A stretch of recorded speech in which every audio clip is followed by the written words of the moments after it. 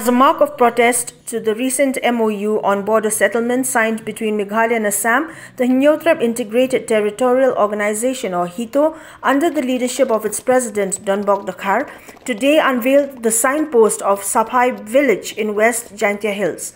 Members of the organization are opposed to the recent border agreement between Meghalaya and Assam, as it was alleged that the decision was taken only between chief ministers of both states without consultation with traditional heads and residents of the border areas. Those present included the headman of SAPHAI village, Valentine Gino Pasa, the officer in charge of SAPHAI police outpost, members of HITO and others.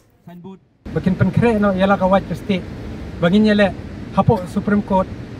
kenang bagin yo biang ya ka hok long breu man breu ke jongi bat ya ka hok